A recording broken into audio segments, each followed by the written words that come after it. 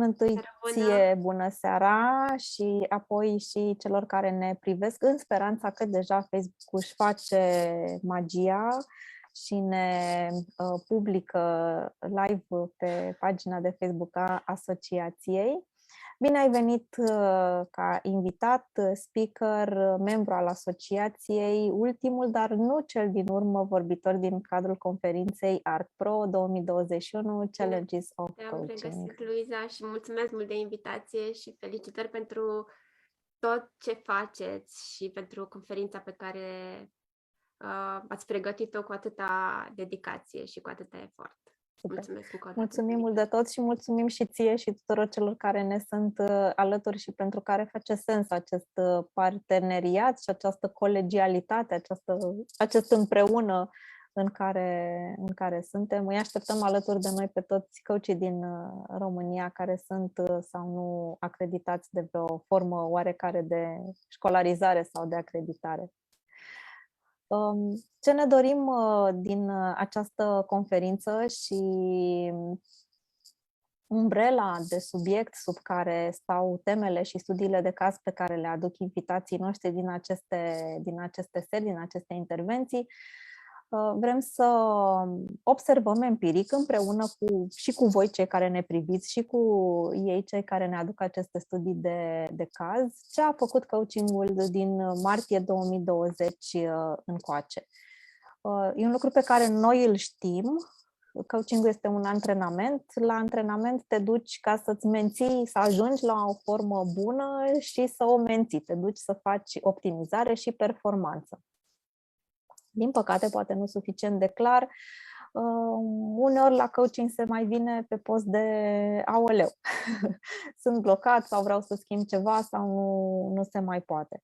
Și mai mult ca niciodată, pandemia ne-a pus față în față cu emoțiile noastre, cu schimbări majore, cu situații care ar fi putut cu ușurință să fie mai bine trecute, mai bine petrecute, fiindcă de unele lucruri din viața noastră nu putem să scăpăm. Asta cu depășitul este un overstatement, ca să zic așa. E o pretenție mult prea mare să spunem că putem să trecem peste lucrurile care ni se întâmplă, putem să petrecem timpul și să ne treacă viața prin ele într-un mod mult mai bun, iar ceea ce rezultă să nu ne proiecteze în patologie, să nu ne ducem în traume, în anxietăți, în depresie, să nu ajungem să ne speriem, ci să putem să ne flexibilizăm mintea, gândirea critică și să ajungem în zona asta de soluționare de probleme și de învățare despre noi, pe care cadrul de coaching și coachii o aduc. Deci ăsta este cadrul în care i-am invitat pe membrii asociației să se pregătească și să aducă în fața voastră studii de caz pe bune. Asta a fost un alt lucru pe care ni l-am dorit să vi-l prezentăm, să nu mai auziți despre școli de coaching, despre tehnici de coaching, ci despre ce se întâmplă efectiv și ce fac acești oameni efectiv în zeci și sute de ore de lucru cu clienții lor. Alina Mărgineanu este o membră, cred că doar că nu ești fondatoare în asociație. Din 2012 sunt membră, da. Așa. Da, deci e o persoană cu multă practică, cu multă experiență. Este coach NLP. E o latură care și mie mi este dragă și spune despre ea că este pasionată de viață, de oameni și de dezvoltarea potențialului care se regăsește în fiecare dintre noi. Și mi-a plăcut mult de tot un lucru pe care l-am găsit la tine pe site, încercând să te prezint eu, fără să știi tu ce voi spune despre tine, să-ți fac așa o surpriză. Ai spus așa acolo pentru cei care citesc: ai venit în această lume să strălucești. Și știu că ai trecut prin propriile tale procese de a-ți modifica viziunea și de a te uita altfel la aspectele importante din viața ta și că ai făcut din coaching un adevărat stil de viață. Recunosc sincer că abia aștept să văd ce este cu furtuna, ce este cu mijlocul și cum ajungem la pace. Dar până la temă, te rog să-mi spui tu ceva despre tine. Ce simți tu că te reprezintă ca om și ca profesionist? Mulțumesc mult pentru cuvintele frumoase pe care mi le-ai adresat și da, într-adevăr, chiar cred că fiecare dintre noi a venit în lumea asta să strălucească, fiecare în felul lui unic. Și pentru mine autenticitatea este o valoare de bază, adică fiecare dintre noi exprimă un fel de a fi. Atâta timp cât vrem să fim precum alții și să copiem, lezăm părți din noi. Și asta ulterior nu face decât să ducă la conflicte în interiorul nostru și la stări de nefericire la început și apoi depresii și așa mai departe. Cred că tema poate sună așa un pic amenințător, pacea din mijlocul furtunii, adică trebuie să fie o furtună ca să fie pace sau poate să fie pace și fără furtună. Sunt curioasă, ți-am zis. Titlul temei m-a inspirat când am citit descrierea voastră despre ce v-ați propus legat de conferințe, și anume de perioada pe care, sau perioada care a început în martie anul trecut și care, să zicem că acum e cumva diferită, dar în ce măsură aici e discutabil. Acum, cred că orice situație de criză poate fi considerată la nivel personal ca o furtună. Pentru că noi suntem foarte atașați de sentimentul de siguranță. Noi vrem să fim în siguranță ca să știm că putem să supraviețuim. Și cu toate astea, putem crește doar depășind limitele acelei siguranțe pe care o cunoșteam anterior.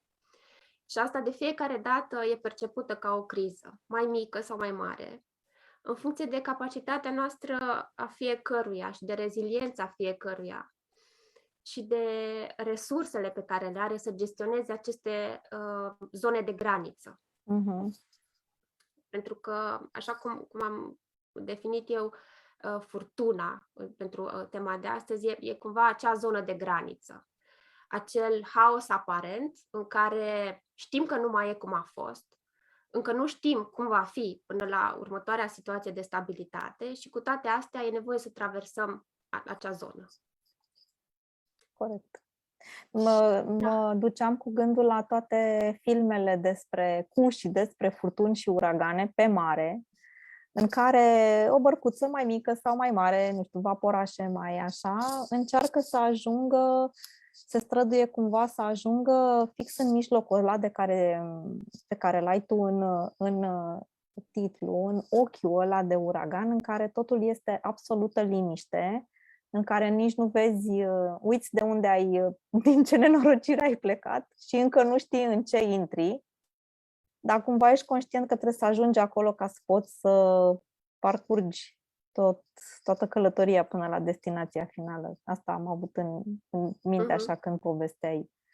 Exact. Și toată atenția și toate resursele sunt focusate în acel moment, în acel loc.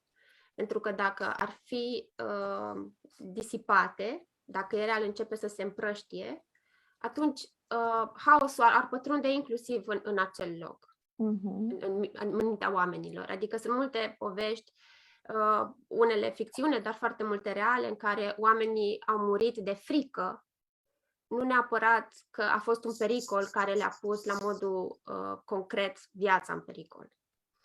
Și, practic, au căzut pradă acelui sentiment că nu mai au scăpare, deși aveau toate șansele să scape dacă își găseau suficiente resurse interioare de această dată să fie calm chiar și în momente de criză.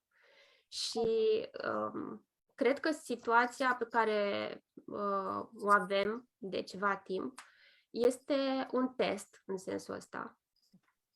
Și ne-a scos așa pe toți din antrenamentul de rutină și ne-a dus mai aproape de stadion și de competiție, adică de niște probe pe Corect. bune. Corect. Ca așa, poate mulți dintre noi făceam tot felul de cursuri, de seminarii sau chiar facilitam cursuri și seminarii, fie de mindfulness, fie de cum să fii așa plin de resurse și să ai un zen permanent. Și asta e foarte simplu atunci când nu ai elemente care să te disturbe, corect. Pe când cu toții știm că testul e atunci când îți bate o criză la ușă. Criză care, din punctul meu de vedere, este o foarte mare oportunitate, pentru că, așa cum ziceai și tu în descriere, toate aceste abilități pe care le-ai antrenat anterior, dacă nu se manifestă, ele sunt existente doar la nivel potențial.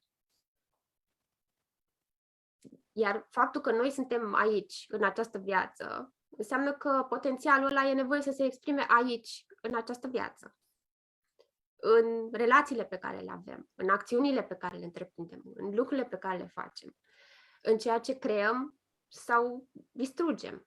Noi, ca ființe umane, avem această abilitate de a crea ceva spectaculos și foarte frumos, dar totodată Și tot o abilitate de a exact, adică o face să dispară. sunt polarități și complementarități peste tot. Peste tot. Corect. Și cred că această perioadă a scos la iveală foarte multe resurse.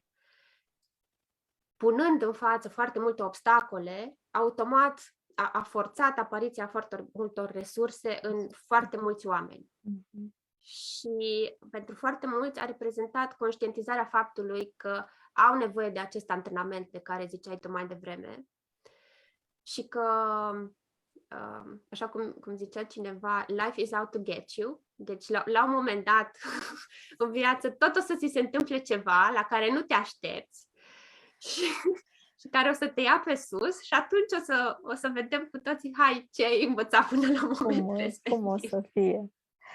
Cum s-a văzut asta la nivelul celor cu care lucrezi tu?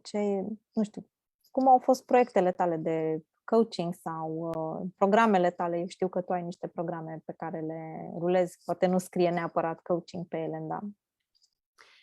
Da, preponderent am lucrat cu persoane pe life coaching și ce am constatat a fost faptul că nivelul de anxietate a crescut destul de mult și au fost practic până acum cel puțin cam 2 etape din ce am sesizat eu. Adică a fost o primă etapă în care lumea a stat destul de calmă și aștepta să treacă, ok,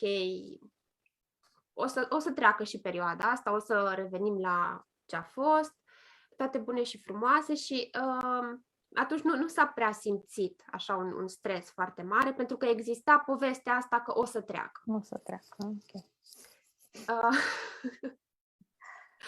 Asta a fost cam prima perioadă de lockdown. După care, ușor, oamenii au început să-și dea seama că, bun, da, a trecut cumva, dar parcă n-a trecut și parcă ne-am întors la ceva, dar nu ne-am întors neapărat la ce a fost era înainte. cu totul înainte. Da, și atunci s-a iscat în mintea foarte multora întrebarea, bun, ce facem de acum înainte? Pentru că nivelul de predictibilitate s-a modificat extraordinar de mult, adică dacă înainte puteai să-ți faci un plan pe 1 an, 2, 3, acum e hazardat de multe ori să-ți faci un plan pe 3-4 luni. Și asta pe fondul ăsta al unei preocupări a persoanelor care au venit la coaching să își găsească un drum, pentru că majoritatea temelor cu care au venit, nu pot să spun că au fost foarte diferite de cele care veneau anterior. Însă nivelul de anxietate și stresul resimțit și presiunea că e nevoie să facă o schimbare își punea amprenta asupra procesului, efectiv. Mhm. Adică înainte era mai degrabă poate nice to have, adică nu era ceva ce îi durea foarte tare, ar fi vrut și apelau la coaching ca un element ajutător care le-ar fi putut fi util într-un anumit context. Pe când acum au simțit o mai mare presiune de a face ceva concret la nivel de transformare în viața lor. Și și-a spus foarte mult cuvântul faptul că au vrut să descopere mult mai mult și mult mai profund ce e cu adevărat important pentru ei. Existând atâtea presiuni din atât de multe părți, de atât de multe nivele și profesional și personal și al sănătății, oamenii au început să își facă vrând nevrând de multe ori ordine, în sensul că și-au asumat să dea deoparte lucrurile care erau de fapt bagaje inutile în viețile lor și să se focuseze, să-și dedice timpul și energia, care și-au dat seama cât sunt de importante, pe lucrurile care sunt cu adevărat relevante. Și asta cred că este un mare plus pe care perioada asta ni l-a adus, faptul că ne-a ajutat să facem niște alegeri pe care poate dacă am fi fost într-o stare relaxată, le-am fi amânat sau poate le-am fi ignorat pentru că nu ni s-ar fi părut a fi atât de relevante sau că mai pot aștepta. Corect. Nu ajungeau cumva niciodată să fie prioritizate. Exact, erau la coada listei și dacă alte lucruri ocupau tot timpul disponibil, atunci se reportau pe altă dată. Pe altă dată, da, corect. Ai foarte mare dreptate și te ascultam ce spuneai și regăsesc cel puțin la persoanele cu care, ale căror intervenții, invitații conferinței, ale căror intervenții le-am moderat eu, deja am sesizat tema comună. Tema comună este asta, presiunea de a face ordine și de a găsi un nou sens la tot ce se întâmplă, pentru că e un moment de intersecție majoră, adică nu e...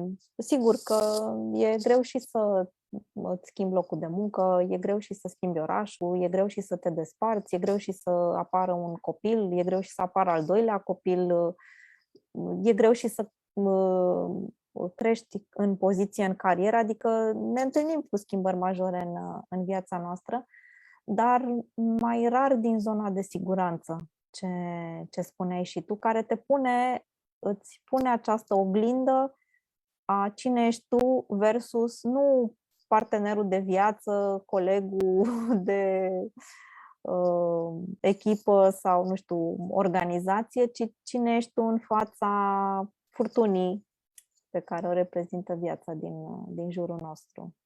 Exact, da. Și întoarcerea asta la noi înșine și la resursele noastre proprii, pentru că și sentimentul ăsta de izolare cumva a fost o oportunitate ca fiecare să-și dea seama, ok, ce pot să fac eu cu mine? În condițiile în care nu pot să ajung la altcineva, altă persoană nu poate să ajungă la mine, sau în condițiile în care sunt foarte limitate resursele la care am acces la un moment dat. Ce fac? Și ca să dau așa un exemplu amuzant, chiar în perioada de lockdown, în martie anul trecut, am început să fac o serie de podcasturi, gândindu-mă, ok, nu pot să iau legătura cu nimeni, deci să ieșim pe internet. Corect. Căutăm soluții. Da, și a fost foarte, foarte interesant pentru că am colaborat cu cineva din Germania și am făcut o colaborare internațională pe tema The Return Home, asta a fost de reîntoarcerea acasă. Mm-hmm. O serie de podcasturi bazate pe modelul Virginiei Satir. Și în fiecare episod luam câte un nivel și practic era procesul personal transpus într-o discuție pe baza unui model. Și da, dacă n-ar fi fost lockdown-ul, n-ar fi existat povestea respectivă. Asta, super tare. Uite, asterisc mic și ne întoarcem înapoi la temă. Să-mi lași și mie link-ul unde putem să ascultăm episoadele, ca să-l pun în comentarii sau în descrierea live-ului care rămâne pe Sigur. pagină. Că, să știi că și eu sunt tare, tare curioasă să văd ce s-a întâmplat acolo. Super!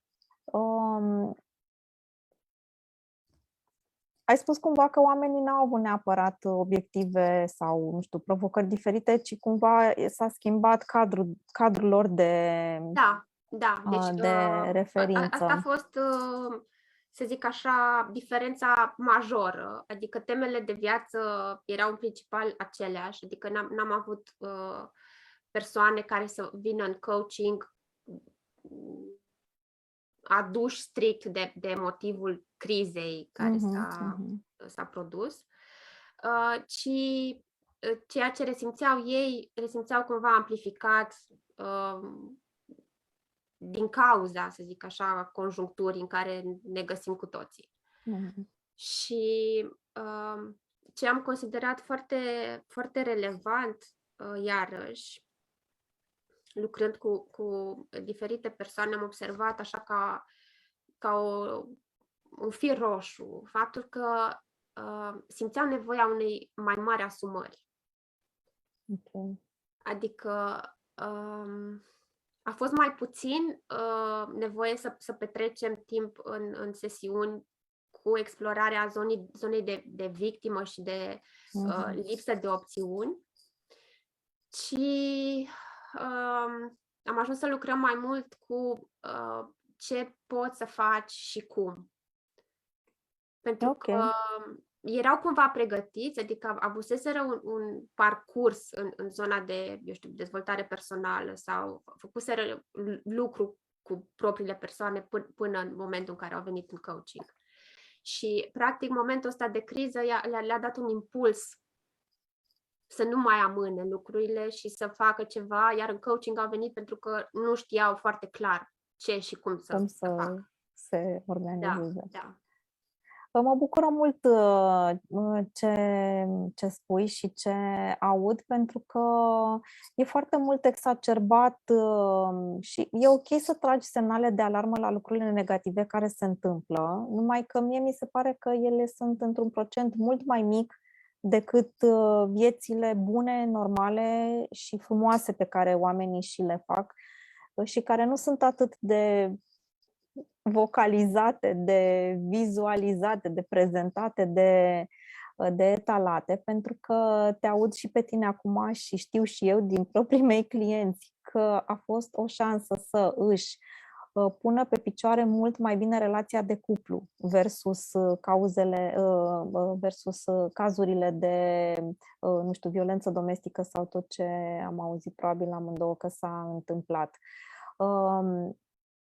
Femei care ajunse înainte de martie 2020, ostenite după muncă, nu mai găseau timp, nici pentru ele, nici pentru copii și era o atmosferă tensionată în casă și tot timpul pe fugă și să facem acel minim de administrativ care să ne ducă viața aia de rutină de azi pe mâine, care s-au apucat de dansuri, de pictură, de cântat, de fel și fel de lucruri, făcând și muncind de acasă, având și copii, adică au pus o cu totul nouă ordine într-o viață care, interesant, părea mai haotică, s-a declanșat ca fiind mai haotică și, de fapt, s-a dovedit a fi mult mai generoasă cu timpul și cu ce puteau să facă.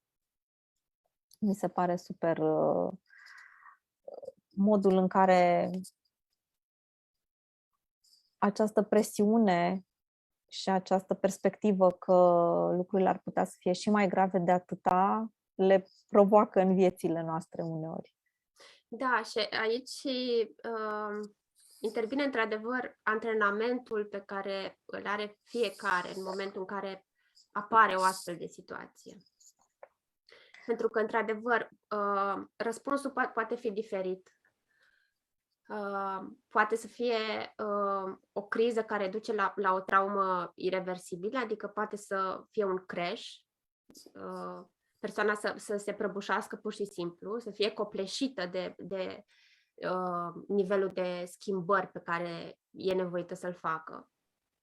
Și mai ales în condițiile în care e lipsită de resurse, prin resurse însemnând fie suportul altor persoane, fie resurse interioare, fie anumite elemente la care să poată apela, atunci poate să fie cu urmări destul de grave.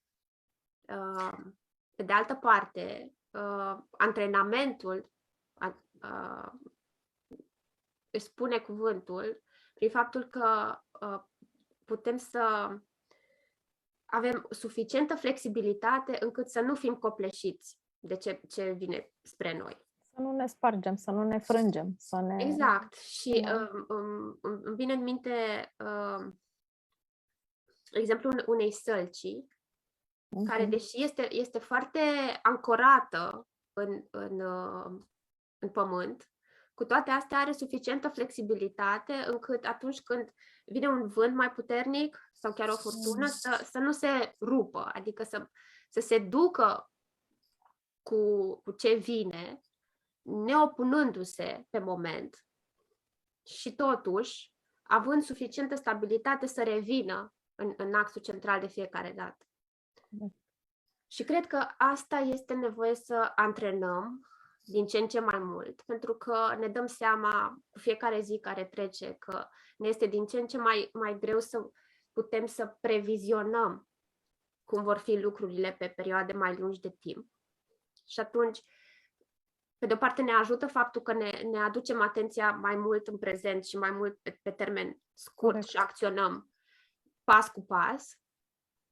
Poate fiecare dintre noi avem o viziune așa măreață pentru viața noastră. Corect. Dar asta nu înseamnă că trebuie să ne cramponăm, că atunci nu mai avem cum să fim ca o salcie. ne putem rupe la prima briză de vânt.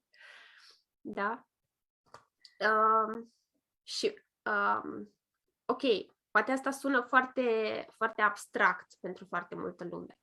Cum adică să te antrenezi, să te aștepți la orice, să poți să devii suficient de flexibil și totuși să fii suficient de stabil în reperele tale, pentru că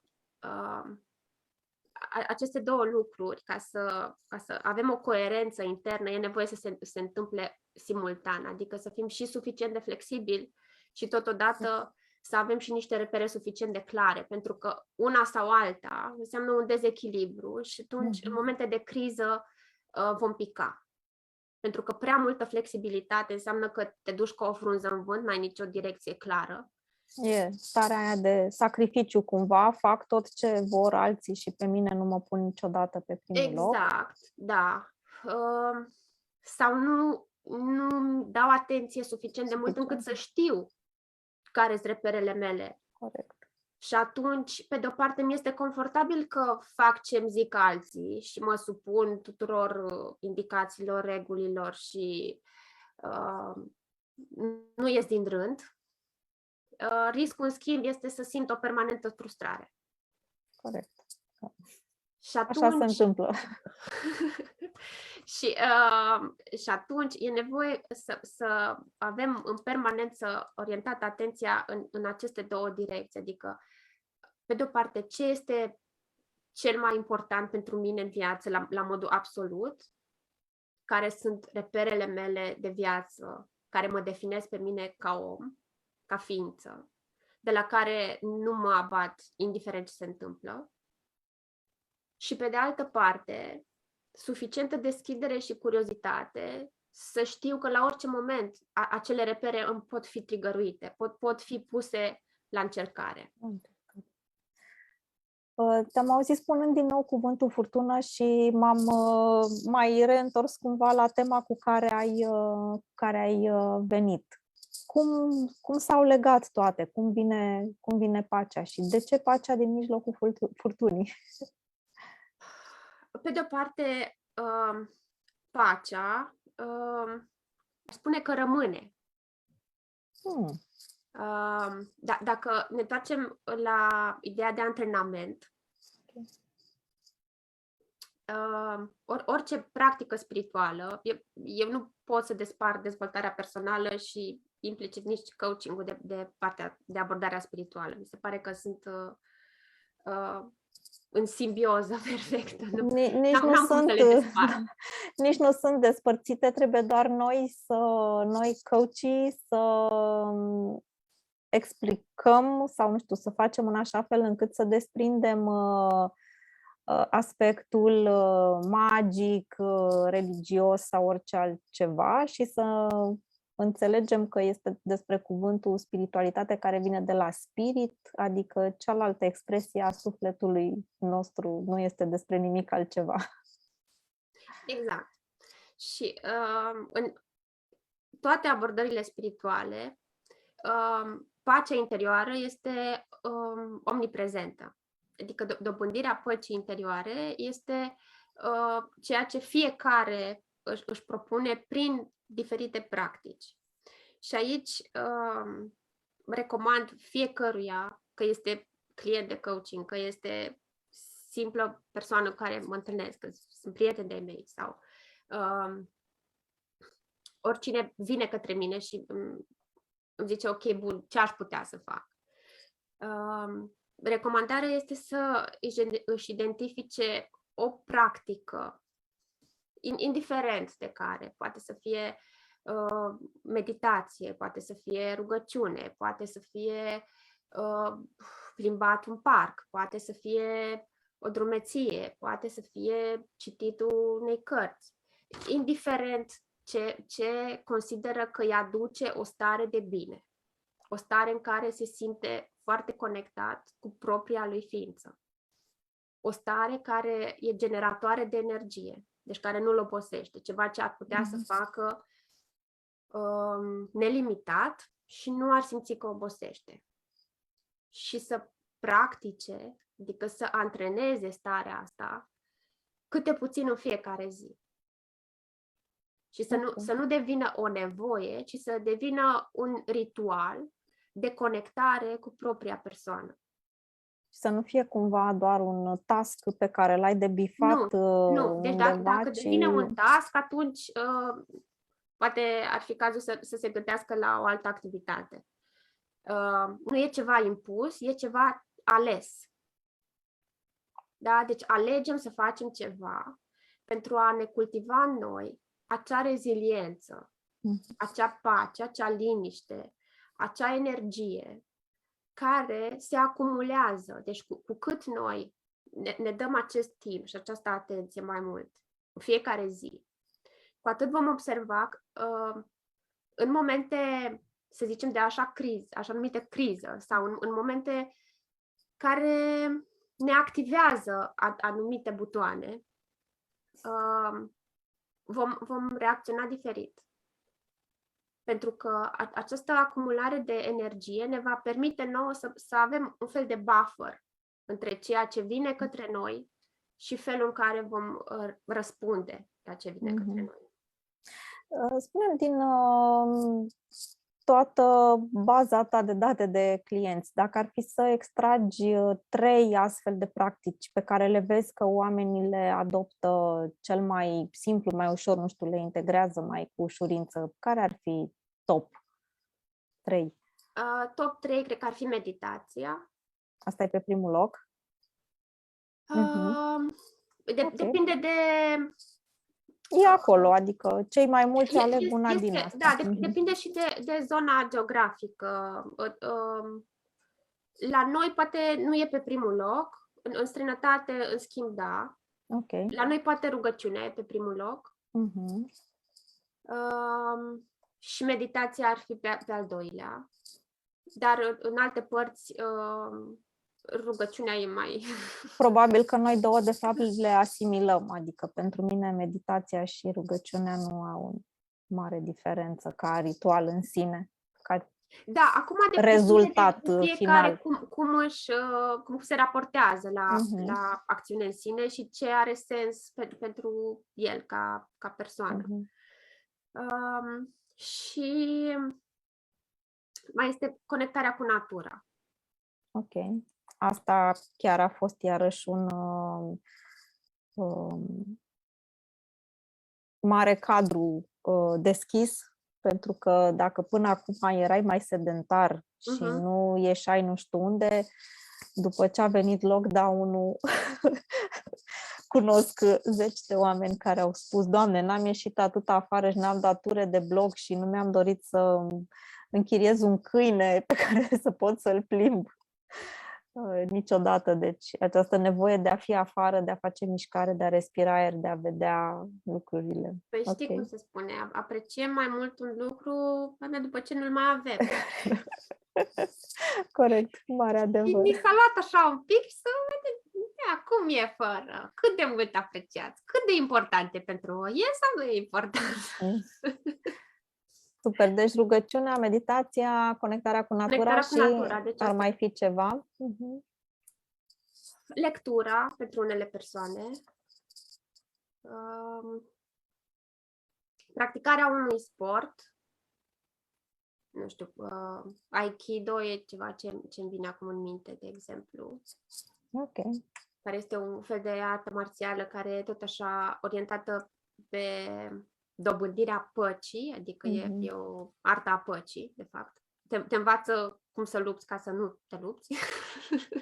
Ce tare. Am mai auzit acest lucru despre acest sport, dar recunosc că nu știu mare lucru. Da. Cam astea ar fi principalele.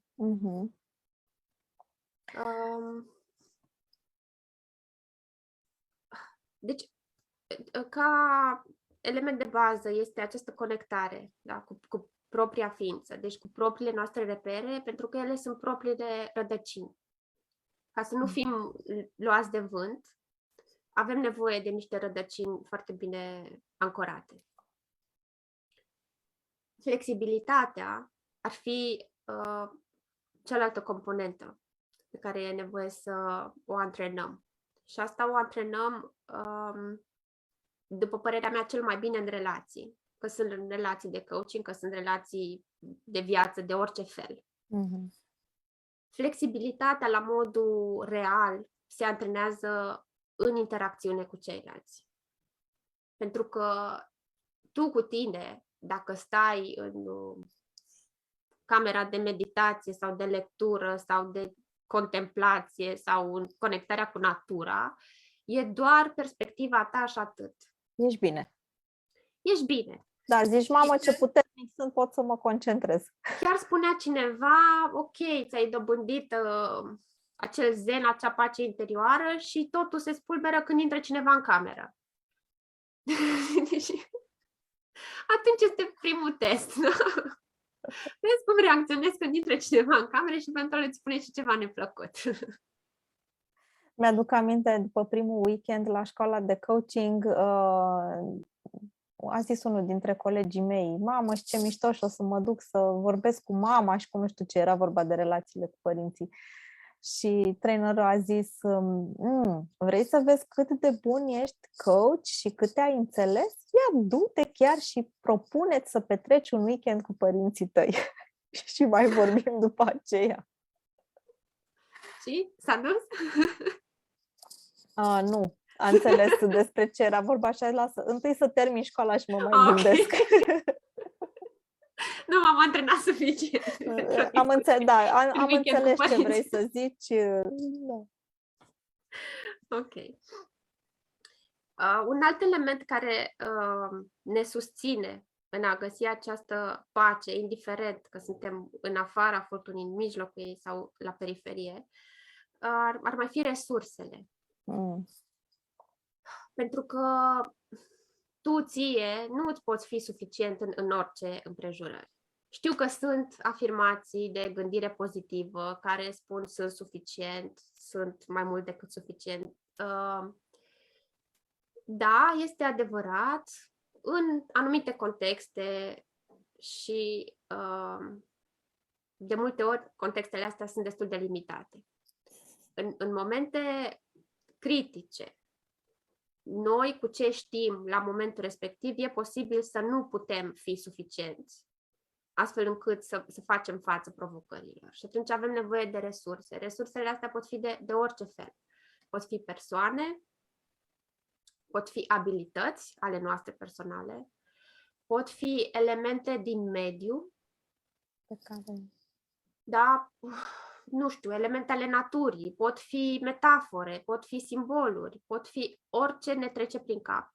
Atâta timp cât pe noi ne ajută și ne împuternicesc să ne putem reconecta cu acea centrare. Pentru că la asta e nevoie să ajungem. La asta e nevoie. Cum zice vorba românească, să te ferească Dumnezeu să-ți dea cât te poți duce. Știi? Că atunci descoperi câte abilități și resurse Da, și că ai. nu ți se dă niciodată mai mult decât poți să duci. să Dacă duci. ți s-a dat, da? Cum sunt presupozițiile NLP? Dacă ți s-a dat, e clar că poți să duci. Că se poate. Corect. Super. Ne pregătim ușor să încheiem. Cu ajutorul tău încheiem seriile cu invitații și peste 15 minute cu ajutorul colegilor mele din colegiul director încheiem cu totul conferința. Dacă ar fi să lași privitorii de acum și privitorii de după această oră, cei care vor vedea interviul tău în zilele următoare, cu ce ți-ai dori să rămână oamenii?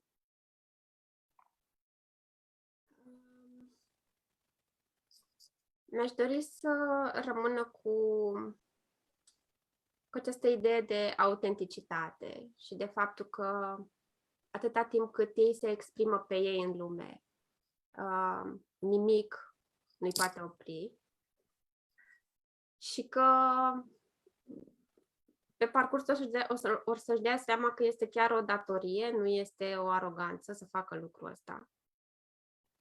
Pentru că este ceea ce le va da energie și putere să treacă peste absolut orice.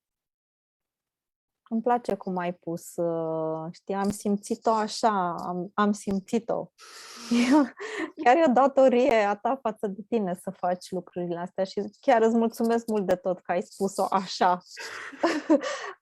ca un trunchi înrădăcinat puternic. Știu că foarte multă lume evită, pentru că are impresia că pare arogant să creadă despre și egoism, el, corect. că da, că poate să facă și să dreagă. Nu, dacă simți că poți să faci, fă, pentru că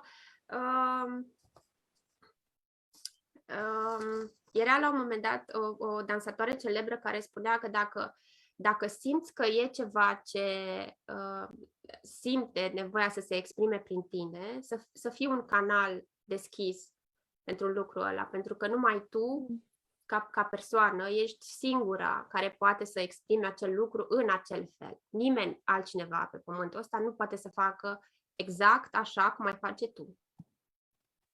Și atunci, dacă refuzi, practic lezezi universul și lumea de exprimare a ta și a ceea ce se exprimă prin tine. Deci, da, poate a sunat un pic așa scolastic că e o datorie. Deloc, deci, sau nu știu, de la mine aici, nu știu cine ascultă altcineva, chiar aș fi curioasă dacă a sunat altfel. Pentru mine a sunat, nu știu, ca un adevăr din ăla spus într-un fel, cum zicea Anca un pic mai devreme, no bullshit, hai să terminăm cu niște chestii de un realism și de o, nu știu, nu pot să contrazici asta. Este, apropo de curățenia de care vorbeam mai devreme, cred că este un moment pe care îl trăim acum, care ne provoacă să dăm deoparte tot bullshit-ul, ca să zic așa. Corect. Și să facă fiecare ce are de făcut. Da, să se uite cu asumare, cum ai zis și tu, că sunt lucruri și mai importante și care sunt de adus aici și acum. Adică suportă amânare, dar hai să nu mai facem. Și mai am ceva de zis legat de asta. Te rog. Să aibă toată încrederea că în momentul în care fac alegerea asta, or să primească nu interesează cum și de unde, dar or să primească tot sprijinul de care au nevoie și toate resursele pentru a face lucrul respectiv. E important să se hotărască și să-și asume. Asta cu doar fiți și aveți încredere că ceea ce încă nu vedeți și nu știți pe unde o să vină, Exact. totuși o să vină. Știi? Deci acel leap of faith Așa, exact. este o certitudine. Bine. Și încrederea că în mijlocul furtunii este un motiv pentru care furtuna există în viața noastră și ne învață ceva și putem să mulțumim pentru ce ne învață, mai are nevoie de asumarea noastră de a dori să trecem dincolo de furtună. Corect. Fără Și de a ne pasul ăla. asuma tot ce ține de noi să facem. În sensul ăsta. Super. Îți mulțumesc mult de tot, Alina, Eu îți pentru mulțumesc. această pace pe care mie personal mi-ai adus-o. Mă simt și onorată și răsfățată că pot să fac aceste interviuri direct cu voi și să fiu cumva beneficiara directă a lucrurilor minunate pe care le faceți și le aduceți în lume până la urmă. Credem amândouă, nu? Că lumea are nevoie de oameni care aduc lumină și care îi fac pe ceilalți să strălucească. Îți mulțumesc mult de tot pentru Mulțumesc și eu. perspective.